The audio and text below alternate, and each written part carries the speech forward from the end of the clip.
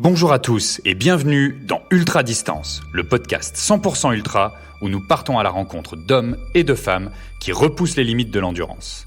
On va se nourrir de ces expériences comme source d'inspiration et apprendre à se préparer au niveau physique, mental et nutrition pour affronter nos prochains défis. Ultra Distance, c'est un épisode par mois, tous les premiers lundis du mois. Je suis William. Et moi, c'est Mine. Nous sommes tous les deux des passionnés de trail running et nous sommes les cofondateurs de NAC, la marque de nutrition sportive pour l'ultra-distance. Bienvenue dans le 12e épisode du podcast, le dernier de l'année. Quand on a commencé ce projet avec Mine, on s'était donné l'objectif de faire un épisode par mois. On savait que ce serait tout un défi étant donné nos emplois du temps avec NAC. Mais ça y est, on y est. On a adoré l'expérience, on a pu découvrir des athlètes inspirants et aller explorer leurs aventures en profondeur dans les moments difficiles et les moments d'euphorie. On a aussi beaucoup discuté de stratégies de nutrition pour tenter d'en tirer des apprentissages, comprendre ce qui a fonctionné et ce qui a moins marché. On souhaitait aussi que ce podcast soit un espace de libre expression et non une publicité pour NAC, que les athlètes se livrent sur les produits qu'ils utilisent et qu'ils racontent leur expérience de nutrition sans filtre, les bonnes comme les mauvaises. Et je pense que c'est mission accomplie. On se questionne encore pour savoir si on continue le podcast ou non, ou quelle tournure est-ce que cela pourrait prendre. Les chiffres sont au rendez-vous, c'est sûr, et le plaisir également, mais c'est un projet qui prend du temps, dans une vie où nous en avons de moins en moins. 2023 va être une grosse année pour NAC, et pour nous, personnellement. Donc, on verra. Assez parlé, place à notre invité. Dans cet épisode, nous avons le plaisir d'accueillir Antoine Mosiz. Antoine est un athlète atypique. Il a couru son premier marathon à l'âge de 17 ans, et c'est aussi un ultramarathonien. L'an dernier, il a fini deuxième de la David's Backyard Ultra, où il a complété 23 tours avec un total de 160 km. Il a participé 2 fois à l'Ultra Trail Arikana, où il a fini 4e en 17h24 l'an dernier. Mais surtout, Antoine a battu le record du monde d'arbres plantés en une journée, avec, accrochez-vous bien, 23 060 arbres plantés en moins de 24 heures. Il a battu ce record l'an dernier, qui avant ça tenait depuis 2001. Il a planté plus de 1,3 million d'arbres jusqu'à présent et aimerait passer le 2 millions bientôt. Merci encore à vous tous pour votre soutien cette année. Passez de belles fêtes de fin d'année avec vos proches et on se donne rendez-vous en 2023. On vous laisse donc en compagnie d'Antoine Mosiz dans cet épisode intitulé « Antoine Mosiz bat le record du monde du nombre d'arbres plantés en 24 heures ». Bonjour, ici Antoine Mosiz, bienvenue dans Ultra Distance.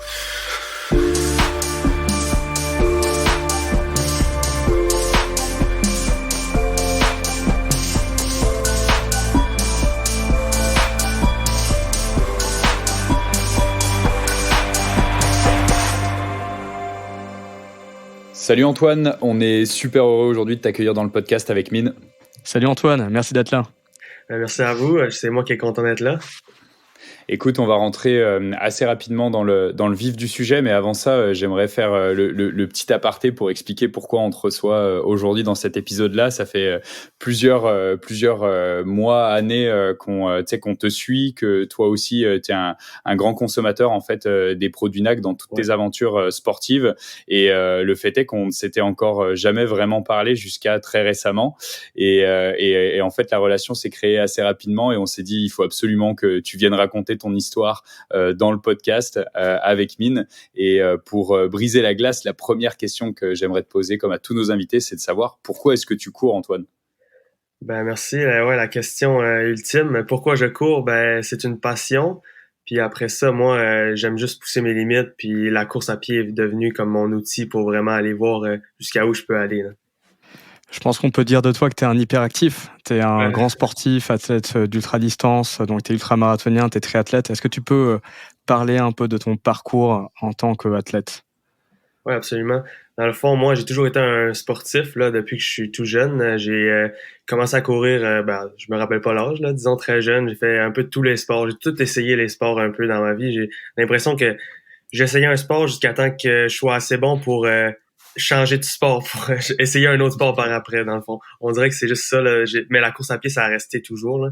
Donc, parce que c'est tellement facile à faire un peu partout, puis dans toutes les conditions de la vie, là, la course à pied. Ça veut dire que t'es pas encore assez bon, en fait. Exactement, ça peut être ça aussi. Exactement. Mais non, mais j'aime vraiment ça. Puis depuis que je suis tout jeune là, que je cours, puis j'ai commencé à courir sur la route, je sais pas, peut-être à l'âge de 10 ans. Puis à 12 ou 13 ans, j'allais dans les événements avec mes parents de marathon en Gaspésie, puis autour de la Gaspésie, c'est de là que je viens. Puis j'ai été dans un marathon au Nouveau-Brunswick, le marathon de Charlot. Puis c'était leur dernière édition après 20 ans. Puis là, je parlais avec l'organisatrice, puis j'avais 13 ans, je crois, à ce moment-là. Puis je lui ai demandé, est-ce que c'est facile de créer ça, un marathon? Vous dites que c'est la dernière édition. Est-ce que vous croyez que je pourrais traverser ça de l'autre bord de la baie? Dans le fond, c'est juste de l'autre bord d'où je viens. Puis on ferait ça l'an prochain. J'étais à côté de mon père, puis là, mon père était là, ouf, je sais pas. Puis elle me dit, ouais, c'est super facile. Donc, à la fin de la journée, à la fin de l'événement, elle a invité mon père devant tout le monde à la remise des médailles. Puis elle a invité mon père à dire que l'an prochain, c'est nous qui organiserait le marathon en baie des Chaleurs. Puis ça a starté de là que j'ai été sur le comité la première année à 13 ans. J'ai organisé ça un peu, puis j'ai participé aux événements les années d'après, justement au marathon baie des Chaleurs en Gaspésie. À Carleton-sur-Mer, puis là, ça va faire 10 ans que ça a lieu, puis il y a environ une moyenne de entre 1000 et 2000 coureurs à chaque année. Là, donc, c'est un super de bel événement. Puis ça date de là que j'ai commencé à courir pas mal. J'ai couru mon premier marathon à 17 ans. Puis je me suis donné comme défi, dès que j'ai eu je me suis accroché direct sur le marathon, puis j'ai adoré ça. Puis je me suis dit que j'allais en faire un pour le reste de ma vie à toutes les années. Donc, jusqu'à date, j'en fais un par année. Puis là, l'an dernier, j'ai fait mon premier ultramarathon à Ricana. Dans le fond, j'ai commencé par le 125. C'était mon premier ultramarathon en événement. Puis j'ai vraiment Ta distance la plus longue avant d'avoir couru le 125, c'était un marathon sur route? En fait, j'avais fait l'année d'avant le Haricana. Donc, il y a 2 ans, j'ai fait la traversée de Charlevoix en 2 jours. Donc, j'avais fait un 50 km, puis j'avais dormi dans le milieu de Charlevoix dans un chalet, puis j'avais fait 50 km le lendemain. Donc, ça, c'était ma plus grosse distance à vie, le 55 km. Donc, ouais. Puis après ça, j'ai fait le Haricana, puis je suis vraiment tombé en amour. La façon dont que je procède avec ces ultras-là, depuis l'an dernier, c'est vraiment le plaisir en premier. Donc, j'ai commencé à courir. Je suis parti dans les derniers.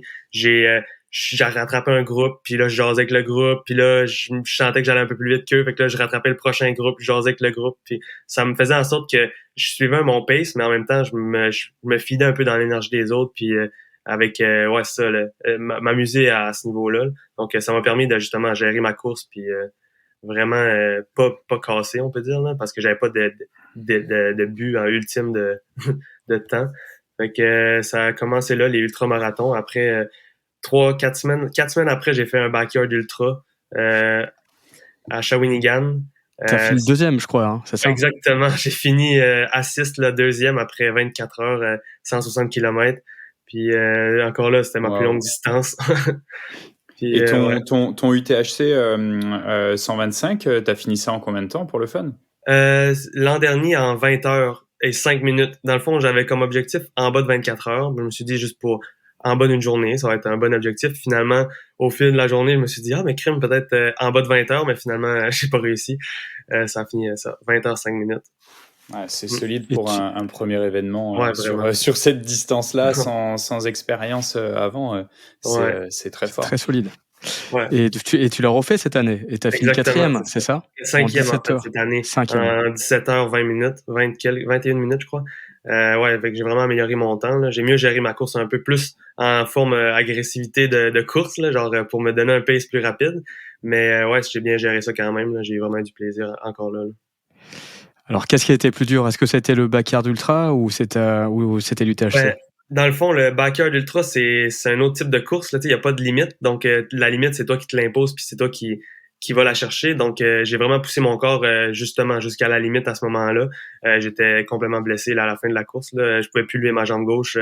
Elle dépliait plus du tout. Donc, vers la fin, j'ai dû abandonner parce que on reprenait dans le fond, le backyard ultra, il y a un loop de jour puis un loop de nuit. Donc, c'est 6,7 km de jour en montagne. Puis la nuit, c'est un parcours un peu plus rapide puis un peu plus facile. Mais c'est 6,7 quand même. Et puis là, c'est ça, je recommençais le parcours de jour, puis c'était super technique dans des ruisseaux, puis on montait dans des sections de roches. Donc, il y avait aucune chance que je puisse faire ça avec ma jambe complètement bloquée. Là. Mais ouais, donc je dirais que ça, c'était ma course la plus difficile jusqu'à maintenant. Là. Et du coup, tu as fait plusieurs années quand même de route en étant d'abord immergé dans l'univers un peu plus marathon, tout ça, et avec d'ailleurs ton organisation de course quand même à un âge très jeune. C'est quand même assez hallucinant.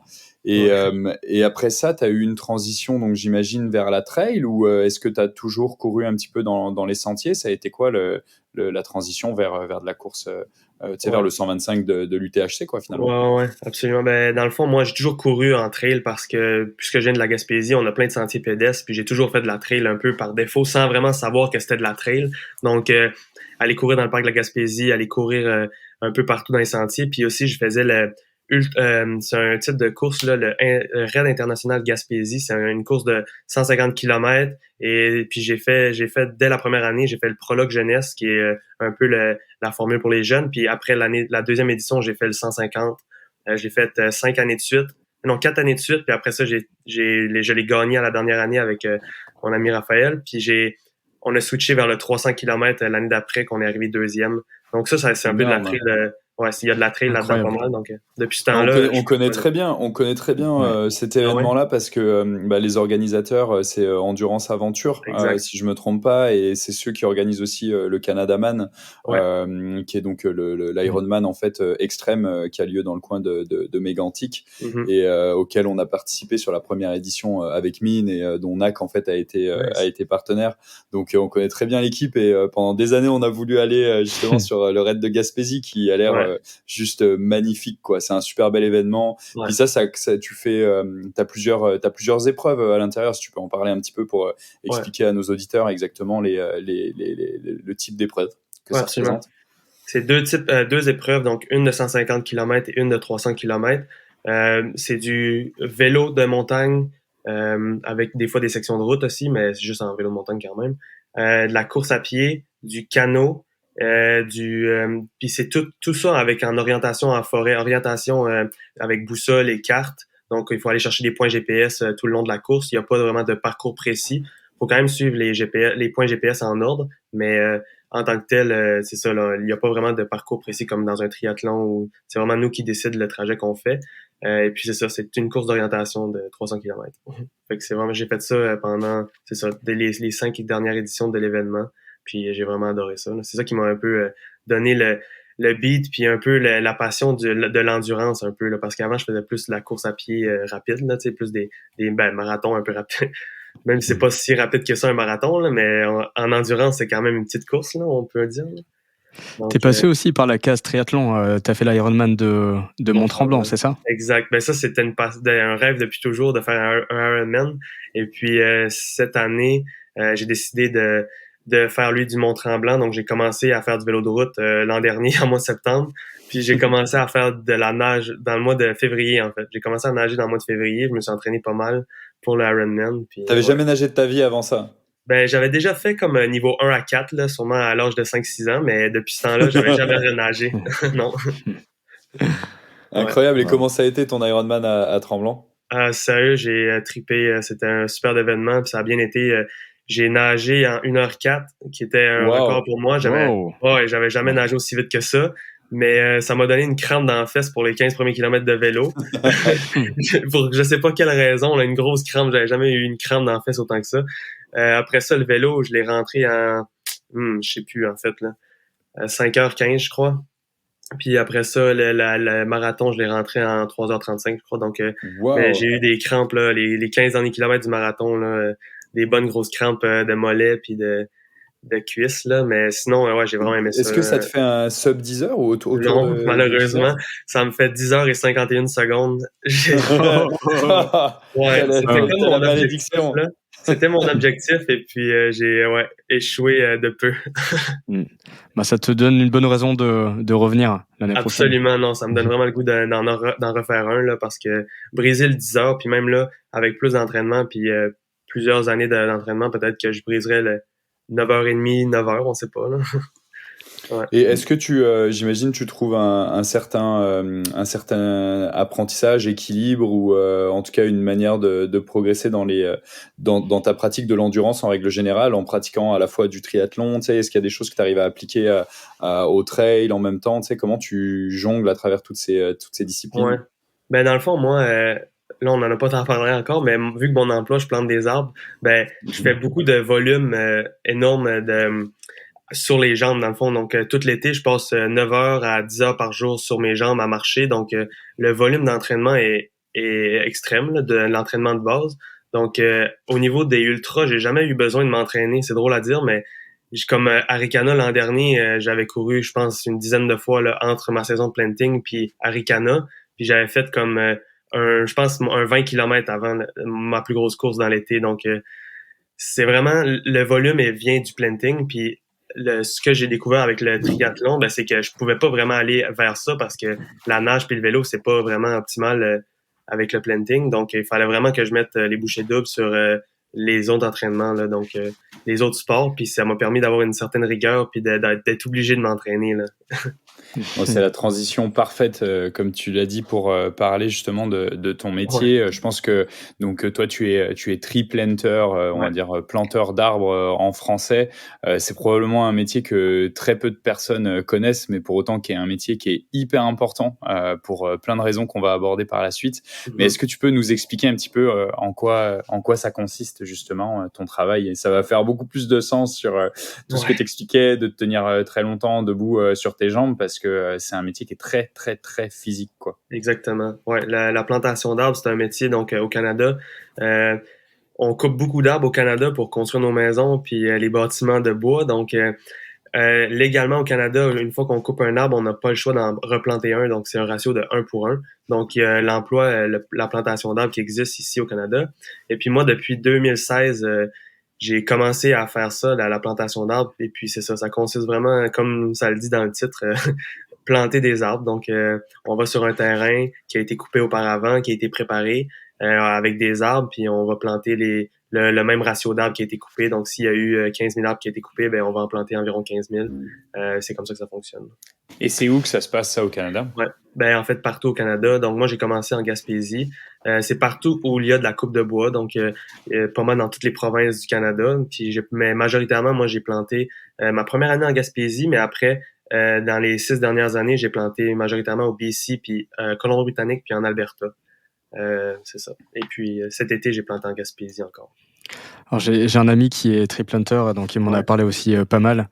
Il m'a dit que les conditions étaient quand même assez très particulières parce que donc c'est vraiment dans des endroits qui sont très remote, qui sont accessibles en hélicoptère. C'est pas un terrain qui est plat, c'est un terrain qui peut être genre boueux, qui est genre escarpé. Donc comment est-ce que tu peux raconter à nos auditeurs un peu les conditions dans lesquelles tu travailles? Ouais, ben tout dépendamment de l'endroit où on plante, parce que exemple ici en Gaspésie, ben il y a beaucoup de terrains, exemple montagneux, des terrains boiteux ou des terrains rocheux, ça dépend, ça varie beaucoup. Mais exemple au BC, ça se ressemble un peu aussi des terrains montagneux, rocheux, puis il y a de toutes sortes. Par exemple en Alberta, moi j'ai planté souvent au nord de l'Alberta, puis c'est totalement le contraire, c'est plat, plat, plat, il y a pas une montagne à perdre à vue, mais c'est toutes des swamps, si je peux me permettre le mot.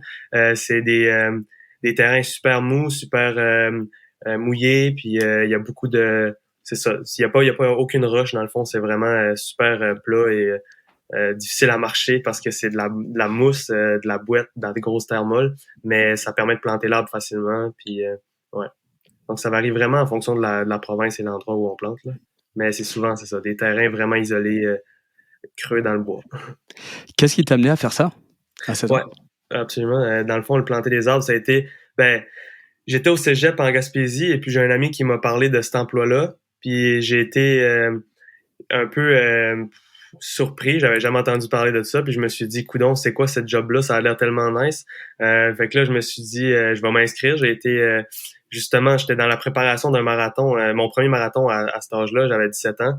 Et puis, j'ai été faire ma demande d'embauche en courant. C'était à 35 km de où j'habitais. Donc, j'arrive là. Cramé. Eux, ils cherchaient des personnes en forme. Là.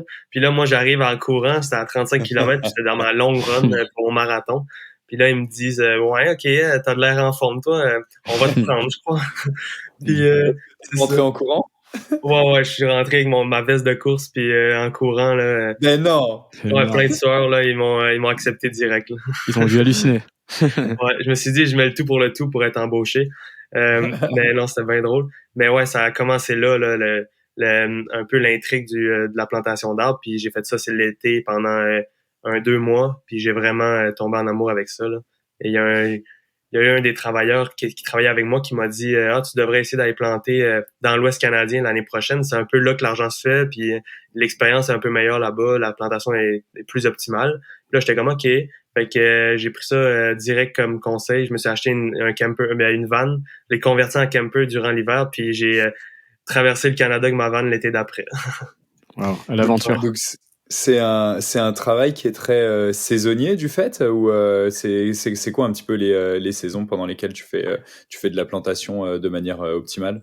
Ouais, dans le fond, BC, Alberta, Québec, ça se ressemble un peu là. C'est pas mal environ à partir du mois de mai, des fois avril, jusqu'à mois de août.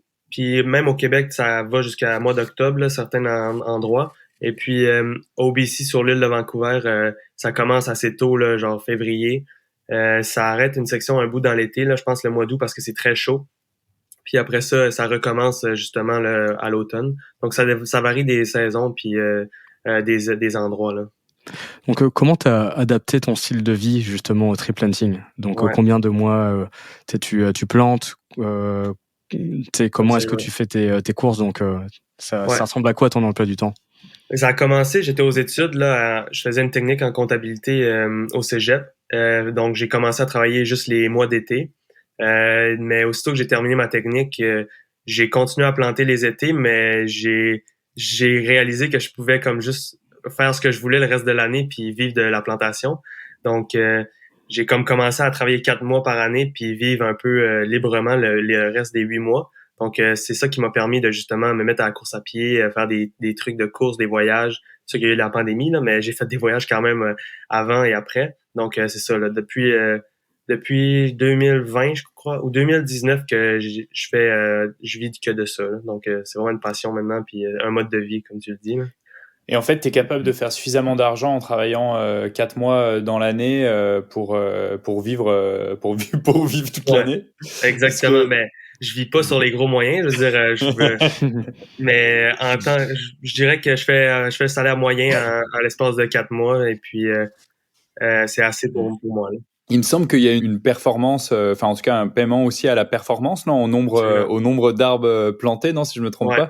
Donc, comment ça fonctionne ça? C'est pour ça que tu fais autant d'argent. En fait. Ouais, exact. Je suis pas nécessairement la meilleure source d'information au niveau du salaire parce que je suis un peu une donnée aberrante, si je peux me permettre. Là. Je plante quand même beaucoup d'arbres. Un outlier. Combien d'arbres par jour est-ce que tu plantes? Ça dépend vraiment des contrats, mais ça varie entre 3 et 8 000 arbres par jour. Donc, il y a des contrats dont, comme exemple, il y a un mois, l'an dernier, en 2021, l'année de mon record, j'ai planté, pendant un mois, j'ai planté environ 8 000 arbres par jour. Et c'était un bon contrat. Donc, j'ai planté 168 000 arbres, je pense, 170 000 arbres en un mois. Et puis, c'est ça. Donc, mais il y a d'autres mois, exemple, j'en ai planté 5 fois moins parce que le contrat est plus difficile, les arbres sont plus gros, ça dépend vraiment des terrains et tout. Là.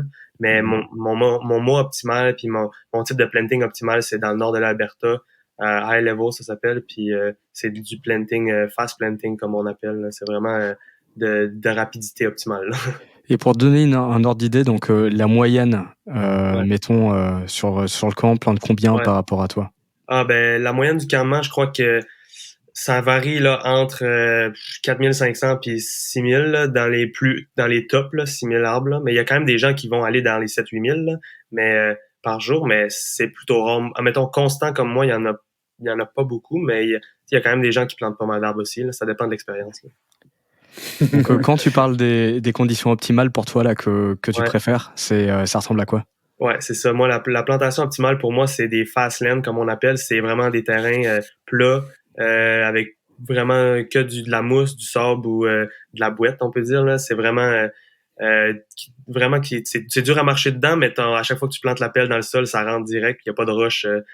Dans le fond, moi, c'est mon type de planting parce que je suis un fast planter, mais il y a des types de planting comme plus techniques où c'est des terrains montagneux, rocheux, beaucoup de slash là, comme des arbres ou des branches, mais c'est ça. Mais moi, c'est vraiment le fast planting.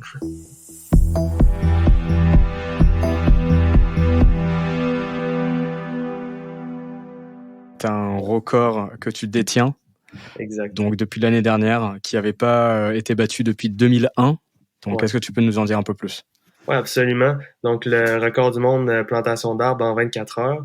Ouais, le record, c'était 15 170 arbres en 24 heures. Ben, dans le fond, le détenteur du record, il avait planté ses 15 000 arbres en 19 heures. Donc, il avait pas planté toute la journée. Il s'était, je pense, retenu à la levée du jour puis la tombée du jour. Par contre, ce qu'il me disait, c'est qu'il aurait peut-être pas pu continuer. C'était sa limite, mais dans le fond, le record, c'est quand même sur 24 heures. Donc, je suppose que moi, c'est là-dessus que je me suis basé avec Guinness. Donc, c'est ça. J'ai battu le record l'an dernier en plantant 23 000 arbres, 60 en 24 heures. C'est incroyable. C'est C'est une moyenne de combien d'arbres par minute Ouais. ou par seconde? C'est un arbre à toutes les 3,7 secondes, là, si je me rappelle bien.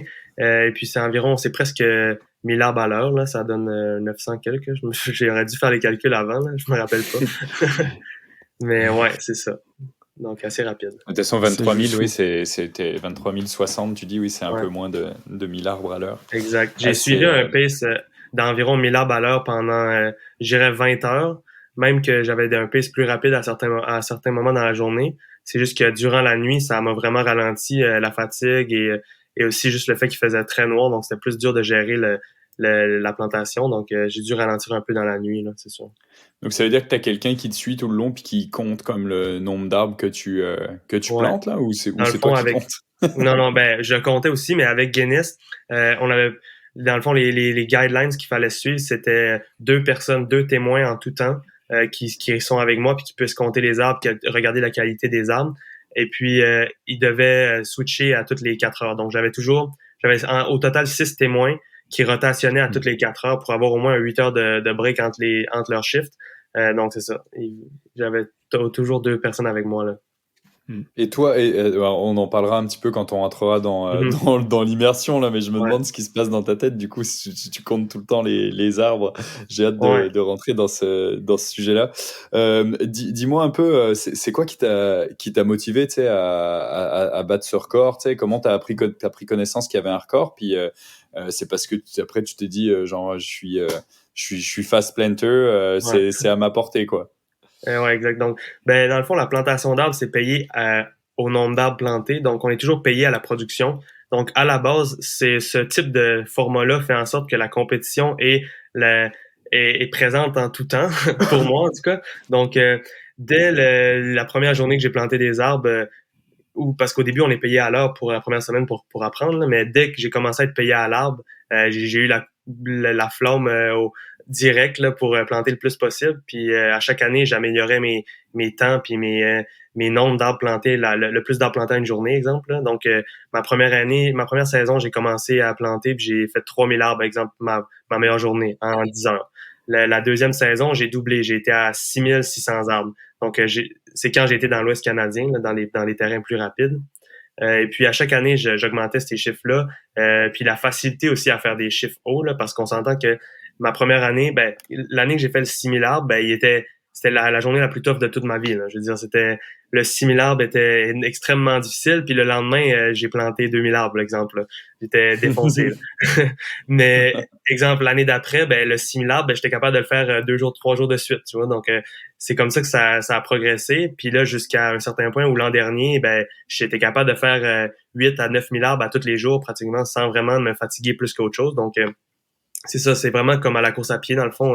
Quand on compare nos premières fois qu'on a fait du 4 minutes du kilomètre et puis maintenant, ou peu importe le temps, là, mais souvent, la facilité vient au fil des années. Là. Donc, c'est la même chose pour la plantation. Puis il y a toujours eu la compétition à ce niveau-là. Là. Donc tout le monde se disait t'as planté combien aujourd'hui ou c'est quoi ton record ou souvent quand tu arrives dans un campement de plantation, tu te présentes ton nom. Bonjour, je m'appelle Antoine Moses. Et la deuxième information, c'est souvent c'est quoi ton record de planting. Genre. J'exagère presque pas. Là.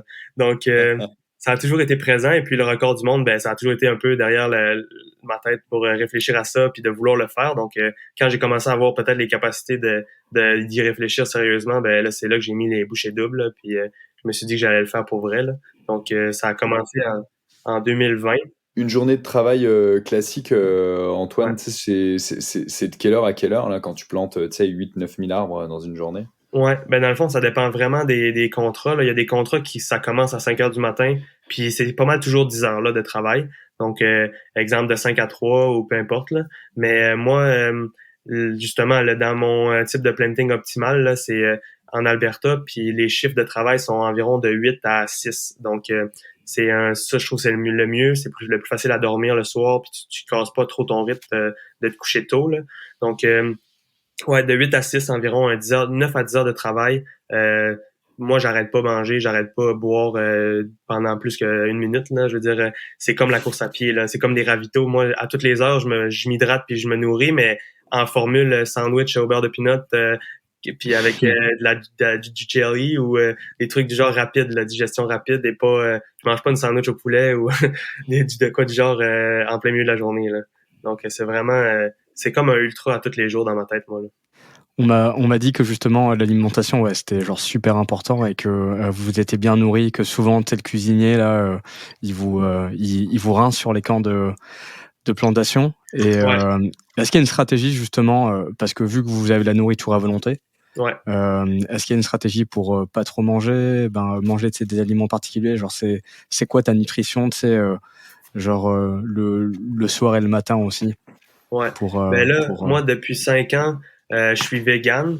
Vegan depuis 5 ans. Donc, sur les campements, dans le fond, ils cuisinent en fonction de tes choix alimentaires. Donc, ça, c'est super facile pour moi de suivre ça. Donc, je mange le matin, exemple, un déjeuner pas trop lourd parce que, exemple, avant de faire un ultra-marathon, tu vas pas déjeuner trop. Là. C'est la même chose pour moi. Donc, surtout que planter des arbres, t'es toujours penché vers l'avant puis à te pencher pour planter. Donc, trop manger, c'est pas nécessairement la meilleure chose à faire. Donc, je mange un petit déjeuner, puis je me fais des sandwichs au beurre de peanut, des fruits, des noix, je m'apporte des collations pour la journée. Puis des chips ou des bretzels, des trucs salés un peu aussi. Là. Et puis c'est ça, donc je mange ça, je grignote toute la journée, je bois beaucoup d'eau toute la journée, des Gatorade aussi, comme qu'on ferait dans une course. Et puis le soir, j'arrive le soir, il y a un gros repas pour moi qui est prêt, je mange jusqu'à temps que je suis plein, puis que genre je peux plus marcher, puis je peux juste rouler sur le côté pratiquement. Donc c'est vraiment ça, moi c'est ma stratégie. Dans le fond, c'est comme ça que ça a fonctionné depuis 5 ans, là, 5-6 ans, de vraiment aller chercher pas beaucoup manger dans la journée, mais aller chercher un genre de 2000 calories le soir en soupant, là, genre de quoi du genre. Wow. Pour la récup, une bonne récup. Ouais, exactement. Et, Fait que ça me permet de me coucher bien plein puis récupérer toute la nuit là, jusqu'au lendemain. Parle-nous un peu, Antoine, tu mentionnes que tu es vegan, parle-nous un peu de justement de tes convictions, le tree planting, c'est quelque chose qui est vital aussi pour la planète, là, tu parlais évidemment des restrictions avec le gouvernement canadien qui impose que chaque arbre coupé, doit être replanté, mais il y a aussi du tree planting pour faire de la compensation, en crédit carbone et ce genre de choses-là. Parle-nous un petit peu de tout ça et de tes convictions par rapport à l'environnement, au réchauffement climatique. Ouais, absolument. C'est sûr que moi, ça fait partie de ma vie depuis longtemps, la plantation d'arbres. Puis en tant que tel, là où je travaille le plus de mon temps, c'est avec l'industrie forestière, donc la coupe du bois à la base. Mais moi, ce que je me dis dans tout ça, c'est que vaut mieux le planter, l'arbre, qu'il y a plein de pays qui plantent pas d'arbres, qui font juste d'en couper. Donc nous, au Canada, on est bon pour ça. Comme je disais tout à l'heure, chaque arbre coupé doit être replanté par la suite. Donc, à un certain point, moi, mon idéologie ou un peu ma vision dans tout ça, c'est qu'à un certain point, on va réussir à juste couper des arbres qui ont été plantés auparavant. Donc, ça se fait déjà en Gaspésie, puis à travers le Canada. Donc, il y a des plantations qui ont été plantées il y a 40 ans, puis qui sont assez grosses pour se faire couper maintenant pour justement l'industrie du bois. Donc, moi, ma vision, ça serait un jour qu'on puisse subvenir de nos besoins de bois avec des plantations qui ont été plantées auparavant. Donc, je sais pas si ça fait du sens pour vous, là, mais puis de pas avoir besoin de planter comme des arbres natives, là, des arbres naturels, là. Donc, c'est sûr que ça serait un rêve plutôt, là, mais un jour, peut-être qu'on va y arriver de justement, genre, au moins couper une majorité des arbres qui ont déjà été plantés, là. Comme ça on garde nos forêts naturelles, là. C'est ça le plus important. Tu fais des plantations d'arbres spécifiquement pour les besoins en bois de l'industrie forestière qui se régénèrent au fur et à mesure parce que tu replantes toujours des arbres qui ont déjà été plantés, quoi. Exactement, puis c'est ça un peu l'optimal aussi de la façon que l'arbre pousse quand tu l'as planté, il pousse un peu plus rapidement parce qu'il a été élagué, il a été préparé, donc l'arbre vient pousser en fonction de l'industrie du bois. Donc on vient planter l'arbre qu'on va avoir le plus de besoin, on vient le faire pousser dans un endroit spécifique, donc il pousse un peu plus rapidement.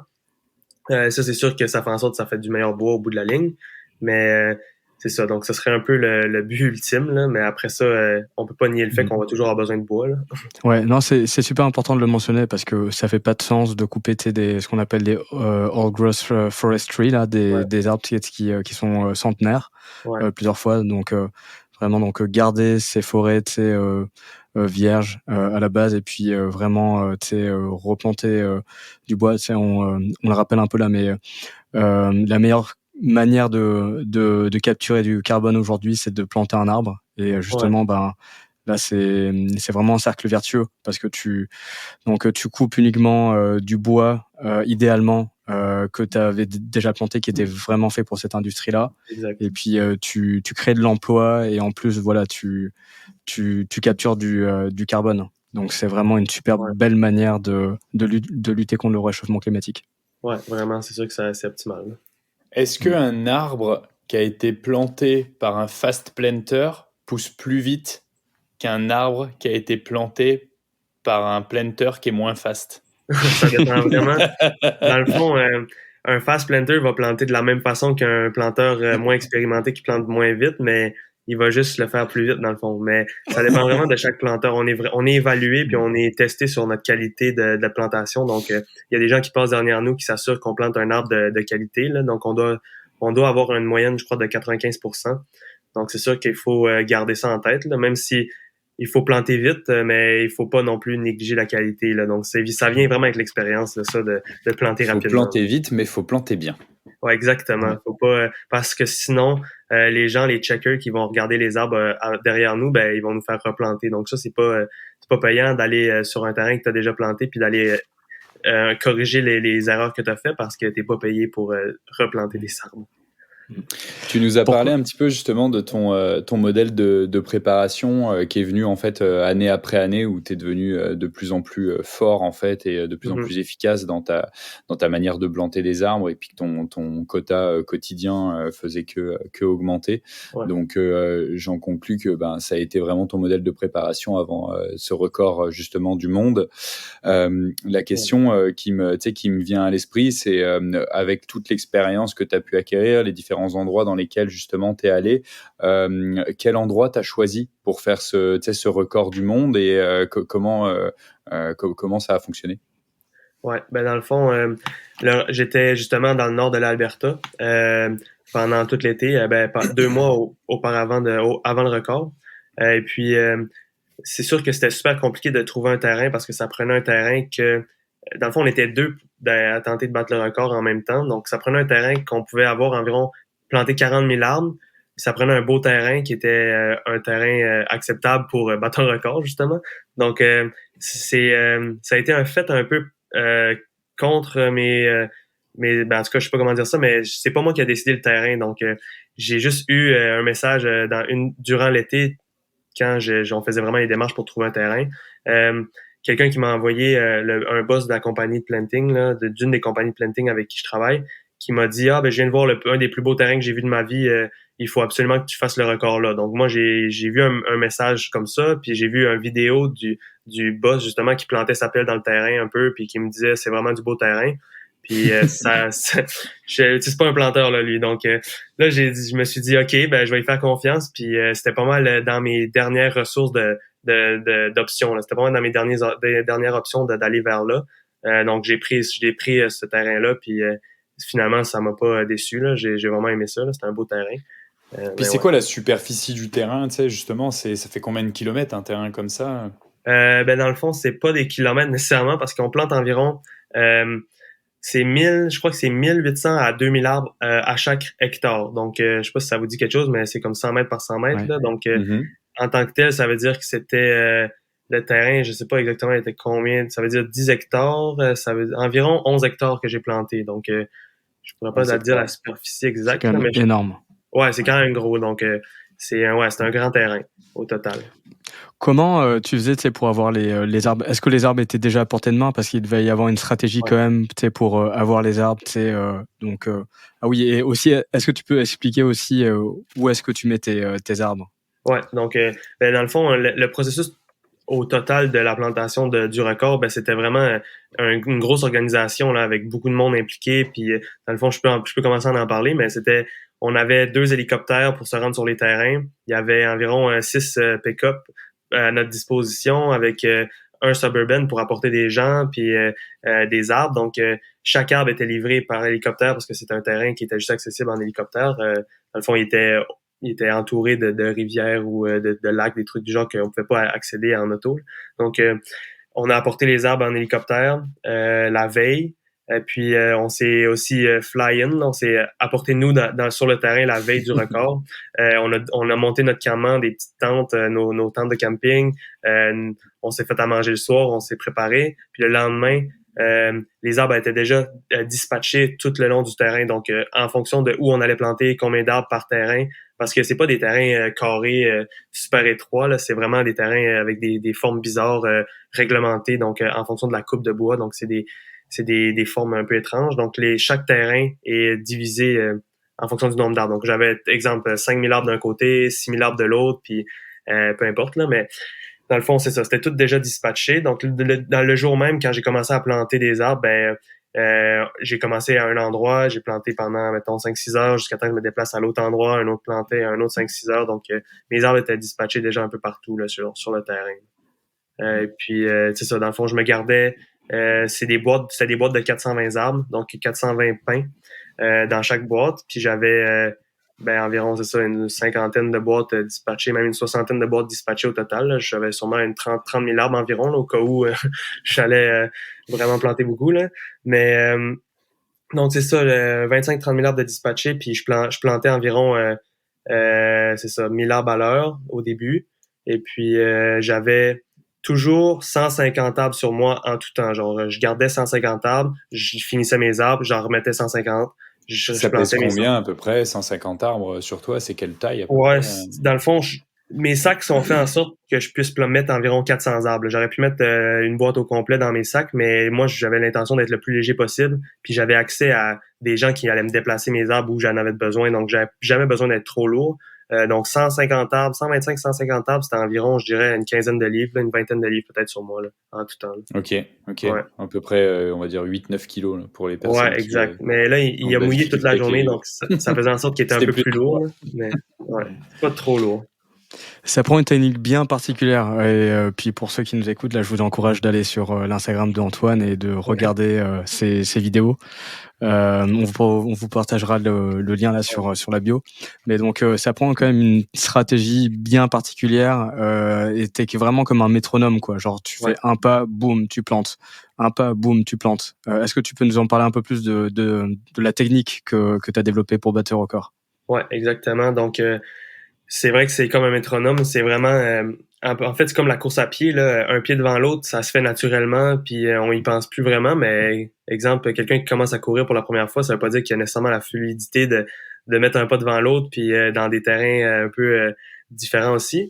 Mais la plantation, pour moi, c'est la même chose. Là, je suis rendu à un point où je peux le faire les yeux fermés, puis j'y vais, peu importe le terrain, peu importe le nombre d'arbres, je vais le planter. Puis j'ai vraiment un rythme régulier, constant, qui fait en sorte que j'ai une fluidité qui est rapide dans le fond.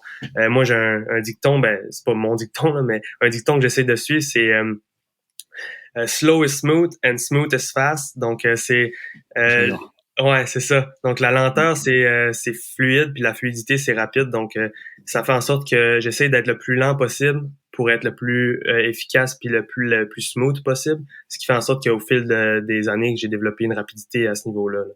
Donc, c'est vraiment de pas perdre aucun mouvement puis d'être le plus fluide possible pour que tous les mouvements soient calculés en fonction de planter l'arbre, là. Vraiment un après l'autre.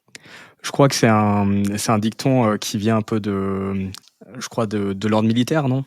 Ça se peut, ouais. Moi, je l'ai entendu au planting, puis depuis ce temps-là, j'ai essayé de mettre ça en application, puis ça a vraiment porté fruit. Là. Génial. On peut relate avec l'entrepreneuriat aussi, avec Will. Ce qui est important, c'est de prendre le temps de faire les choses bien. Et quand tu fais les choses bien, ben, ça s'aligne et puis ça devient rapide au final.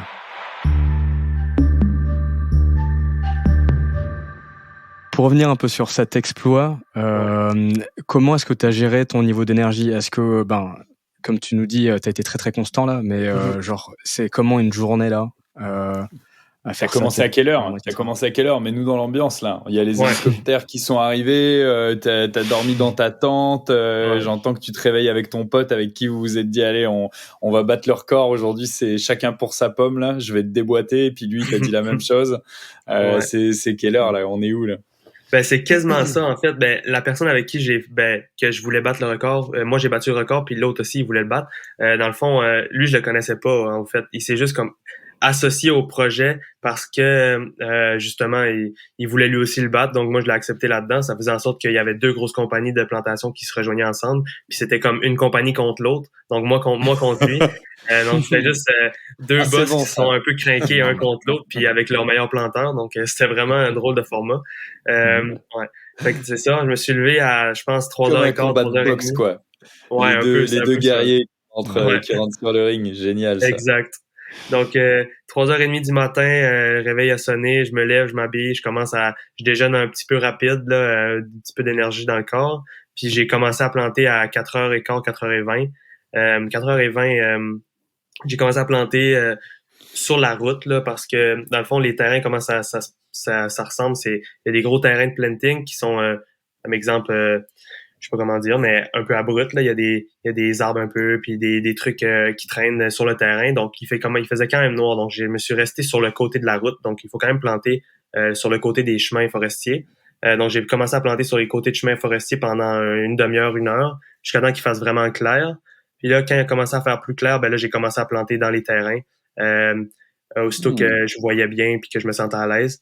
Il y a de la stratégie quand même. Il y a quand même de la stratégie dans l'approche intéressant. Pour être assez rapide, là, puis pas perdre de temps à justement, parce que dans le fond, une fois qu'on plante l'arbre, ben, faut planter, exemple, 1,5 mètres à côté, 1 à 1,5 mètres à côté.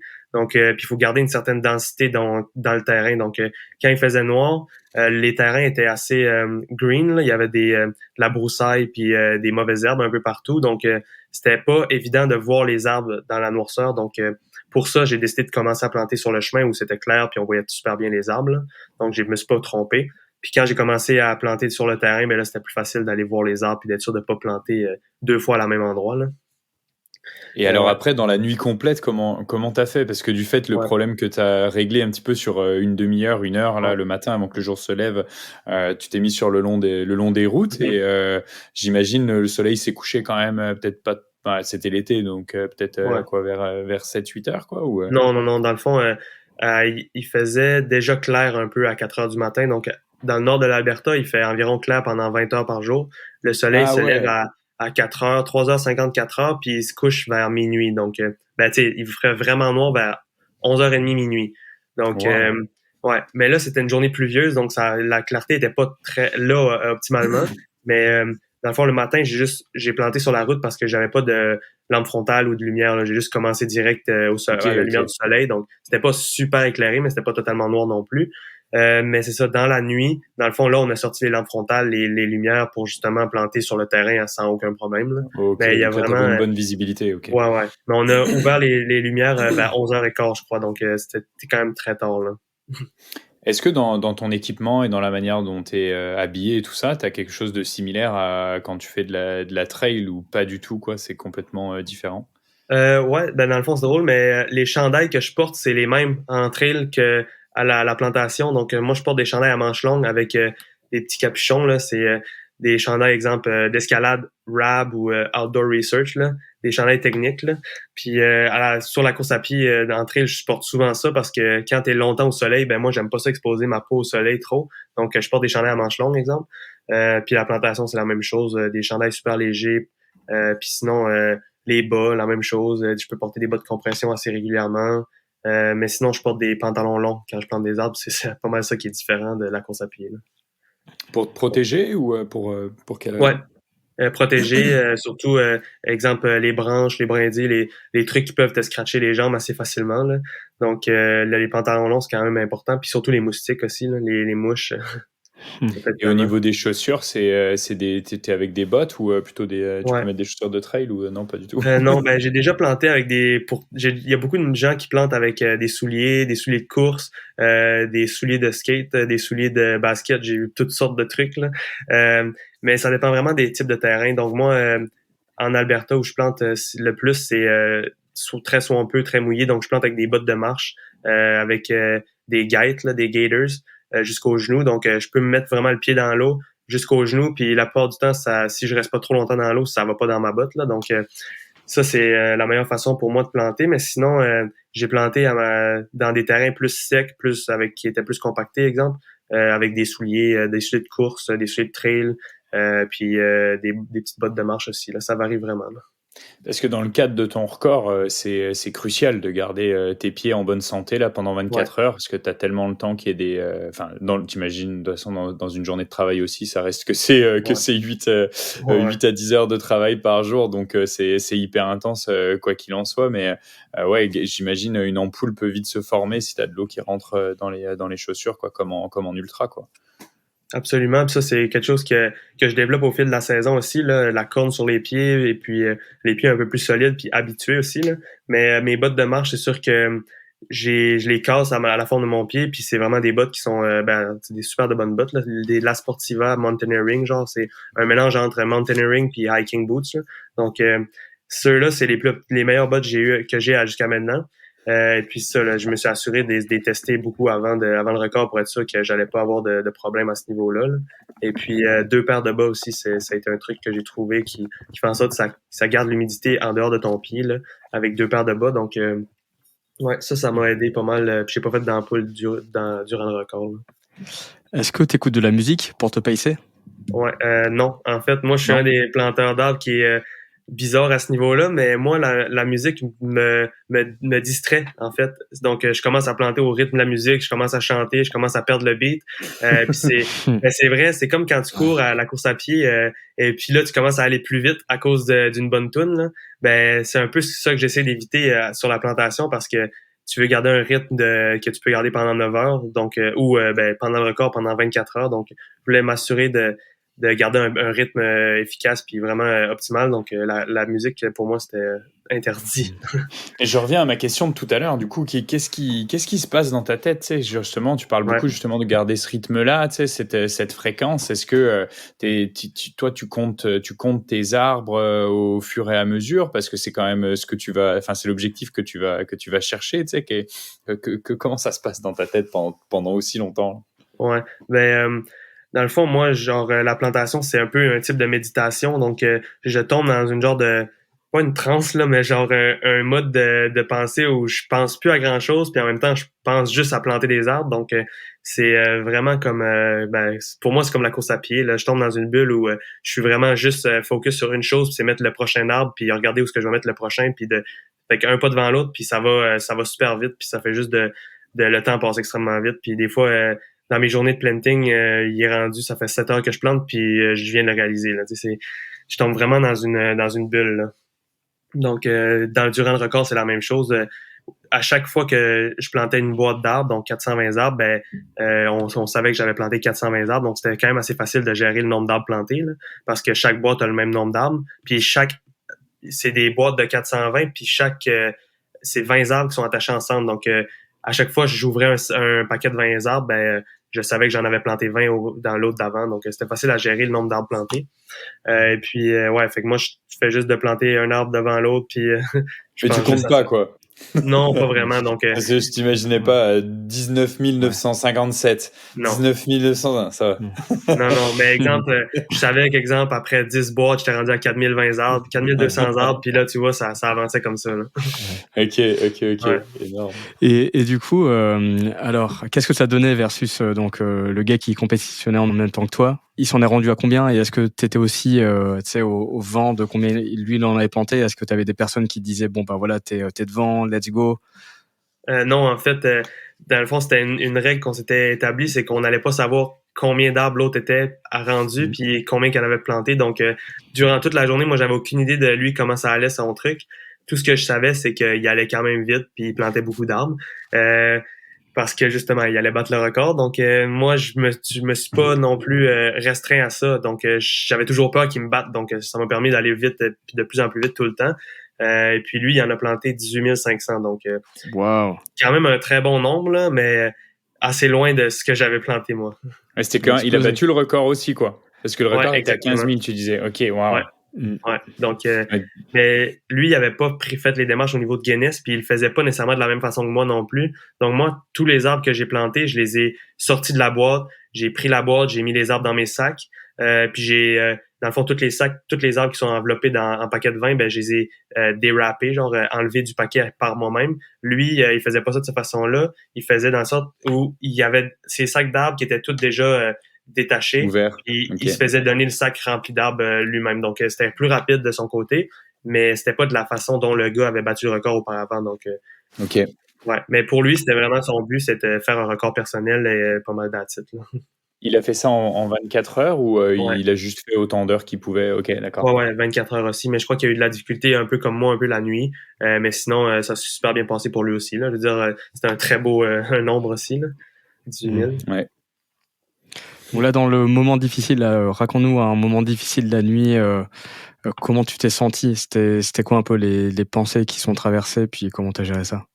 Ouais, ben dans le fond, je vais avoir de l'air bizarre de dire ça, là, mais moi, durant la journée, j'ai eu, je dirais presque aucun moment difficile. Dans le fond, j'avais une volonté, puis c'était de battre le record, puis de planter le plus d'arbres possible. Puis à chaque arbre, j'avais juste le goût d'en planter un autre après. Donc, il y a eu un moment dans la nuit où c'est sûr que la fatigue avait embarqué, mais la motivation était toujours là. C'est juste que c'était juste un peu plus, un peu moins motivant vu que j'avais de la difficulté à planter autant vite. Là. Mais sinon, j'avais autant la volonté puissante qu'au début. Là. J'ai été souriant tout le long. J'ai jasé avec justement les témoins tout le long. S'ils me donnaient quelque chose, ils m'aidaient ou de toute façon, je les remerciais. Je veux dire, c'était super plaisant comme journée. Là. Fait que tes témoins, c'était un peu ton crew aussi, quoi. C'était les personnes qui te motivaient, qui te donnaient de l'énergie, quoi. Exact. Ouais, c'est ça. Si j'avais une demande, ben c'est eux qui allaient dire à la radio à quelqu'un de m'apporter, exemple, une banane ou de m'apporter un gel ou de m'apporter quoi que ce soit, une paire de bas. Ben si j'avais besoin de quelque chose, c'était eux qui allaient faire le message, c'était eux qui me dirigeaient où aller pour planter les prochains arbres. Donc c'est vraiment, j'étais vraiment avec une belle équipe là, ça c'est sûr.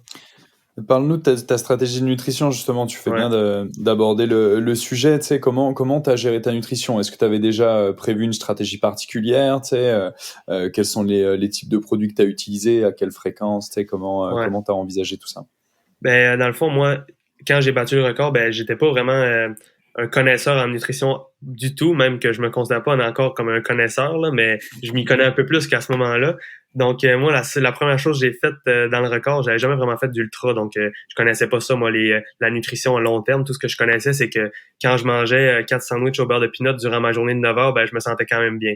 Donc, au niveau du record, ben, j'ai essayé d'établir ça à ce niveau-là, genre d'avoir à peu près le même nombre de sucre puis de glucides à l'heure que ce que je faisais auparavant dans le planting, sauf que là, je l'ai gagé pour 24 heures. Donc, je connaissais NAC, mais j'aurais aimé le connaître un peu plus avant le record parce que je m'aurais commandé des gaufres ou des trucs, mais malheureusement, je n'avais pas cette journée-là.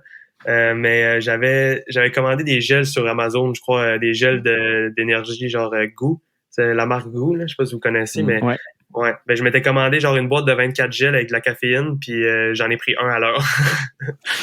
Avec une barre Cliff à toutes les 2 heures, je crois. Puis une sandwich au beurre de peanut une fois de temps en temps quand j'avais faim, puis une poignée de chips de temps en temps. Donc c'était vraiment une nutrition typique de coureur là, pendant 24 heures. Énorme. Et est-ce que ça, c'est quelque chose qui t'a servi ou que tu as transposé après dans tes expériences en ultra, justement? Et qu'est-ce que tu as découvert de plus maintenant avec ton expérience? Ouais, ben ça, c'est sûr que ça m'a permis de comprendre un peu que tu pouvais faire quand même beaucoup avec juste peu de nourriture, là, dans le fond, comme à la course. Là. Puis ça m'a permis justement, après ça, d'aller faire des courses puis de savoir un peu déjà qu'est-ce que mon corps pouvait assimiler comme nourriture puis qu'est-ce que je pouvais me permettre de manger. Donc, exemple, quand j'ai été courir un ultra dans la saison après, j'ai pu savoir, je savais que je pouvais manger, exemple, comme là, j'ai commencé à manger des gaufres Fnac, là, à mon premier ultra, puis je savais que je pouvais manger une gaufre à l'heure, un gel à l'heure, puis à peu près aller chercher je pense qu'à ce moment-là, j'allais chercher peut-être 70 grammes de carbs à l'heure, là. Mais maintenant, je suis rendu que je peux aller chercher dans les 90, même proche de 100 grammes à l'heure. Ça dépend juste de la course aussi, là. Mais ouais, donc ça m'a vraiment permis de justement savoir un peu qu'est-ce que je pouvais aller chercher comme nutrition, là. Super intéressant. Donc, j'ai lu quelque part que tu avais l'objectif de planter genre 2 millions d'arbres. Là, tu en es à 1,3 million. Ouais.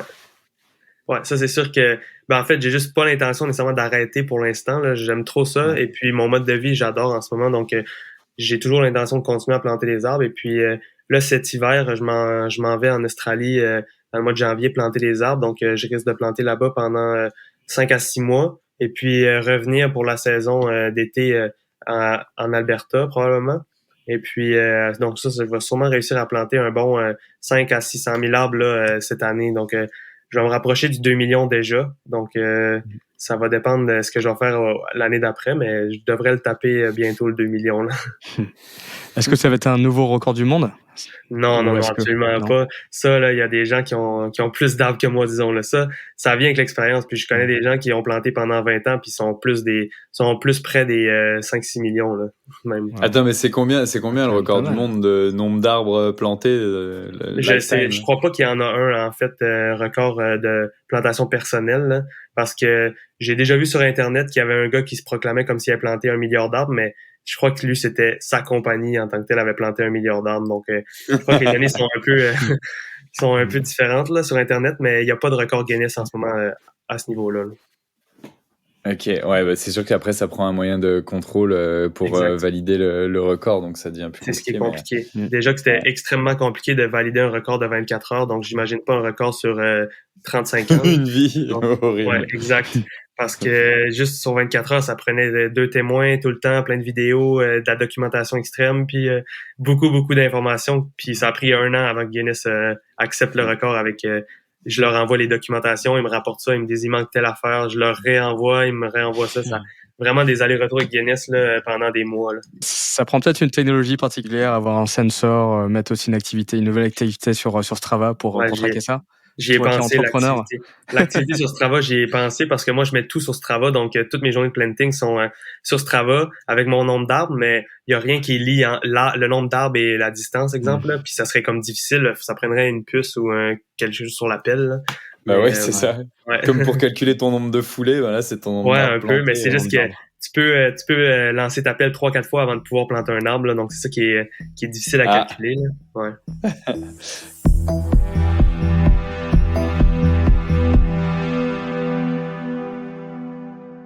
Est-ce que tu peux nous parler, oui, donc tu as un partenariat avec Medita World qui lutte contre le réchauffement climatique. Est-ce que tu peux nous en parler un peu plus?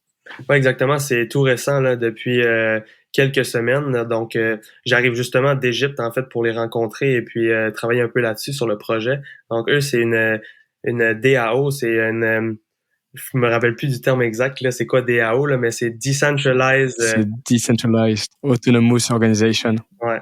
Donc, dans le fond, c'est une compagnie un peu qui travaille sur la crypto-monnaie et puis ils font des ventes de NFT, là, de non-fungible tokens en ligne pour justement financer des projets comme la plantation d'arbres, les clean-up de plages de l'océan et puis plusieurs NGO là, à travers le monde. Donc, c'est tout récemment qu'ils m'ont contacté pour que je fasse partie de leur programme et puis si tout va bien avec leur programme, parce que c'est très... ça débute, là, c'est embryonnaire encore. Là, donc, si tout va bien dans leur financement, ben, je vais être capable d'aller planter des arbres un peu partout dans le monde. Moi, probablement en Australie, donc plus que j'y vais déjà. Mais pour l'instant, c'est encore ça débute, là. Donc, j'aimerais ça, justement, dans le futur, pouvoir aller planter des arbres avec eux un peu partout dans le monde, puis les aider avec, exemple, comme là, j'arrive d'Égypte, puis on a lavé des plages, on a ramassé des déchets, des trucs comme ça. On a justement planté 300 arbres dans un des villages en Égypte où j'étais, à El Gouna. Et puis, c'est ça. Donc, commencer à faire des trucs du genre un peu partout dans le monde, là. C'est ça qui est... C'est quoi le concept exactement? Donc, en fait, tu fais des beach clean-up, donc tu vas nettoyer des plages, tu vas planter des arbres, et en contrepartie, qu'est-ce qui se passe avec eux? Dans le fond, eux, ils vendent des NFT. Donc, des NFT, comment ça se produit? C'est que c'est comme, dans le fond, t'achètes ça, et puis eux, ils reçoivent l'argent de l'achat, et puis à ce moment-là, eux, ils dispersent selon les compagnies qui vont donner l'argent, donc les NGO. Donc moi, je fais partie de ceux-là. Ils vont disperser cet argent-là pour financer des projets comme les beach clean-up, la plantation d'arbres. Il y a une NGO qui aide au Tchad, en Afrique, qui aide des villages à s'acheter des équipements de travail, des trucs de santé pour les infirmières, les hôpitaux, les trucs du genre. Donc, ouais, donc il y a vraiment c'est vraiment diversifié comme entreprise, là, et puis le genre d'entreprise qui aide là, avec ces formules-là. Est-ce que tout le monde peut s'enrôler avec eux ou comment ça fonctionne s'il y a des personnes qui veulent aller participer en fait à ce mouvement-là? Ouais, donc en achetant un NFT, en achetant justement le non-fungible token, donc une fois que tous les NFT seront vendus, il y en a 2626 à vendre. Une fois qu'ils sont tous vendus, ils vont faire le dispatch de toutes les NFT. Donc, vous allez recevoir, exemple, si quelqu'un en achète un, ben ils vont recevoir selon 3 types de NFT. Donc, les super rares, qui en a, je pense, juste 26. Les rares, qui en a, je pense, 75 ou 50. Et puis les normales, tout le reste, c'est des normales. Donc, selon la rareté des NFT, ils vont avoir une valeur et puis il va y avoir des trucs attachés à propos de ça. Donc, un des super rares, il va avoir un voyage en Australie pour aller planter des arbres, justement, affilié à ça. Puis après ça, à chaque fois que si tu gardes le NFT puis que tu le gardes pour toujours, dans le fond, là, il y a des trucs qui se font tirer à propos à travers tout ça. Donc, quand tu gardes le NFT, tu peux gagner un voyage, tu peux gagner des trucs comme ça. Je sais pas exactement c'est quoi tous les trucs qu'il va avoir à faire tirer, mais il y a toujours il y a une valeur ajoutée, là. Il y a un EcoBook qui appelle. Quand tu gardes le NFT, tu vas recevoir un livre électronique avec tous des trucs écologiques, comment améliorer ton quotidien au niveau de l'écologie, comment sauver un peu la planète à petits pas. Puis ça va être mis en ligne au cours des prochains mois, là. Et est-ce que tu peux aller aider autrement qu'en achetant des NFT, tu sais, mettons, en allant faire des beach clean-up ou en allant tu sais, planter des arbres dans le cadre de leur organisation ou ouais? Ouais, absolument. Ben, c'est sûr que je crois pas qu'il y a le système en place en ce moment, mais ils sont en train de créer une plateforme, leur propre plateforme style un peu comme Discord, Medusa World, qui va avoir un impact un peu global. Donc, tout le monde va pouvoir aller sur cette plateforme-là pour justement créer des beach clean-up, dire qu'est-ce qu'ils veulent faire dans le futur ou créer des événements un peu partout dans le monde, là. Et mettons aujourd'hui, tu vois, si nous on veut aller, tu vois, planter des arbres avec Mine par exemple, c'est un truc qu'on en a déjà parlé à plusieurs reprises et tout. On aimerait même faire ça, tu vois, dans le cadre de NAC avec notre équipe et tout. Ouais, cool. Tu sais, où est-ce que tu nous conseillerais d'aller, tu sais, ou comment Absolument. Mais ça dépend quelle optique vous voulez aller chercher. Mais exemple, c'est la performance. Ouais, exact. Dans le fond, c'est dans l'optique d'aller vous-même planter des arbres puis tester ça. Ben, c'est sûr que si vous voulez vraiment faire ça, vous avez juste à me contacter. Puis on pourrait se parler de ça un peu, là. J'ai accès justement à des compagnies dans l'Ouest canadien ou même partout à travers le Canada pour justement planter des arbres. Donc, je pourrais vous faire rentrer dans un contrat. Vous allez vous tester pendant le temps que vous voulez. Puis vous faites ça. Mais c'est sûr que ce serait facile à faire, absolument, là. Trop donc, bien. Il faudrait organiser une activité comme ça qui nous permettrait de pousser un peu nos limites, que tu nous formes et qu'on fasse de la compensation en carbone en même temps. Ah ouais, c'est vrai, ça c'est super intéressant aussi. 100% qu'on va faire ça. Et pour tout le monde, tu invites les gens aussi à te contacter pour ce genre de choses-là ou tu sais quelle est la ressource pour quelqu'un qui voudrait aller planter des arbres? C'est sûr que pour moi, je me fais contacter très souvent sur ce sujet-là, mais le plus facile à faire, c'est vraiment d'aller faire une recherche Google de plantation d'arbres avec la région où vous voulez planter. Puis il y a des compagnies, il y a des milliers de compagnies de planting à travers le Canada, là, quasiment, là. Il y en a des centaines en fait. Donc ça serait super facile pour n'importe qui d'aller juste googler la région où ils veulent planter, puis tree planting à côté, là. Donc, mais sinon, il y a des centaines de compagnies dans l'Ouest canadien qui accueillent des planteurs non expérimentés, donc des rookie planters comme on appelle là. Donc c'est super facile pour quelqu'un d'aller débuter partout. On est des rookies, nous, Will. Oui, on est des rookies. Et tu suggérerais d'aller dans quel coin ou tu sais d'aller où pour découvrir, tu sais, en Gaspésie, c'est cool, tu vois, Ouais, ben c'est juste que les ressources de planting en Gaspésie sont très limitées, donc ils acceptent pas n'importe qui là, mais c'est sûr que quelqu'un qui veut aller visiter la Gaspésie, c'est une super de belle façon, puis il y a des compagnies qui acceptent les planteurs non expérimentés, puis c'est une belle expérience. Après ça, dans l'Ouest canadien, en Colombie-Britannique, il y en a beaucoup là, qui font ça, donc c'est super accessible. Et puis je le conseille aussi, le mode de vie est pas mal similaire un peu partout au Canada, là, c'est le planting, mais c'est sûr qu'en Alberta, en Colombie-Britannique, je le conseille beaucoup. Là. Et mettons, est-ce que ça se fait juste dans le nord du Canada, nord du Québec, tu sais, ou mettons, c'est quoi le plus proche de Montréal, par exemple, pour aller faire du tree planting? Je crois que en Abitibi, tu peux le faire, ça c'est sûr, mais il y a des contrats à 2 heures de Montréal pour aller planter. Ah ouais, pour vrai? Ouais, j'en connais qui font ça. Ils vont planter la semaine dans leur contrat, puis ils vont coucher à Montréal la fin de semaine. Là. Mais c'est sûr qu'il y en a un peu moins que dans le nord, là, mais à Montréal, ouais, il y en a, là, en Abitibi, au Saguenay, aux alentours de là. Ok. Super intéressant. Ça. Est-ce que, c'est un peu pour clôturer là, c'est quoi tes prochains défis, Antoine? Ouais, donc moi, là, pour l'instant, je m'en vais planter en Australie dans le mois de janvier. Donc, ça serait de planter un 5-6 mois et de toujours... donc, moi, je cours à tous les jours depuis maintenant 470 jours à peu près. Donc, ça fait plus d'1 an. Et puis... je vais continuer à courir à tous les jours, même avec la plantation. Et puis, j'ai l'intention d'aller faire peut-être des courses en Asie là, durant les mois de l'hiver là, ou aux alentours de l'Australie, donc des courses à pied. Puis sinon, ça serait de refaire Arikana l'an prochain. Là. C'est sûr que j'aimerais bien ça aussi. Génial. Ouais. Est-ce que tu as un message à faire passer? Un message à faire passer, je dirais aller pousser vos limites. Là. C'est sûr que moi, je suis un peu cette philosophie-là dans mon quotidien. Là. Donc, ouais. Merci beaucoup Antoine, merci d'avoir passé cette heure très très riche, très instructive sur un domaine qui est, je pense, encore très très peu connu. C'était vraiment top de t'avoir et de pouvoir découvrir tout cet univers du tree planting et puis évidemment ta personnalité de personne qui est très très compétitive et puis extrêmement en forme de tous les jours pouvoir planter autant d'arbres et passer autant de temps sur tes jambes, tu vois, c'est assez intéressant et on voit à quel point ça te donne un edge en fait sur beaucoup de compétiteurs dans des ultras parce que tu fais ça tous les jours, quoi. Ouais, exact. C'est vrai que ça me donne un petit edge là, de pouvoir être autant longtemps sur mes jambes là, durant l'été. Donc l'entraînement, ça paye. Ouais. Un gros merci Antoine. Merci à vous. Merci Antoine d'avoir accepté notre invitation et merci à tous d'avoir écouté l'épisode et à très bientôt, peut-être, pour un prochain épisode d'Ultra Distance.